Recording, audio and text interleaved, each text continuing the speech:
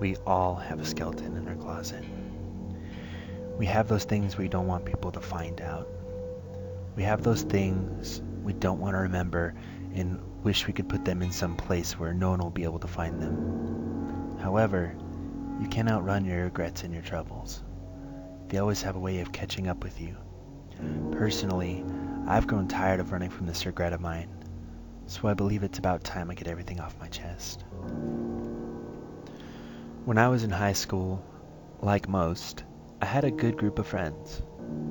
There were only 5 of us, but we would always be hanging out. We were really good friends, and we thought that it would all last forever. We thought it would. But we all ended up going to different colleges. We hung out every now and then, but we slowly started drifting apart. Our group had dissolved by the time our first year of college ended. We had also made new friends while at our respective colleges, and it was a lot easier hanging out with these people than the people in our group.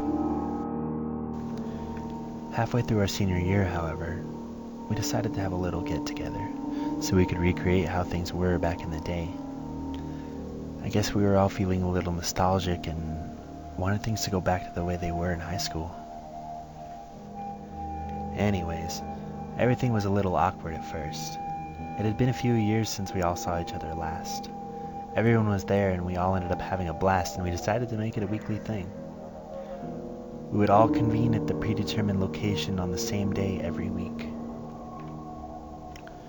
The next week, the 5 of us, Nick, Ellen, James, Chris, and myself, met up at a bowling alley. We thought that it would be fun to do some bowling. Again, we had a great time, and we kept on going with doing these weekly meetups. We had been doing this for a good month or so, and at one point, Nick just stopped showing up. I heard that he had gotten into doing drugs, and his druggy friends kept putting pressure on him to hang out with them more often. I actually didn't like him that much anyways. He was so annoying, and he tried forcing his opinions on us. Despite Nick's disappearance, we continued to do these meetups. The atmosphere had gotten a little more awkward. We still had a really good time though.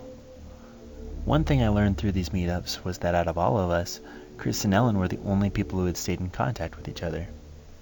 Apparently, during high school, they had gotten together. So we hung out a few more times. We had gone to an arcade and hung out at some of our houses. One week, we decided to play some video games at James's house. Everyone who at this point usually showed up was there, save Chris. Ellen was just sitting there sobbing the entire time. Whenever I tried asking her about Chris, she wouldn't respond and just cried some more.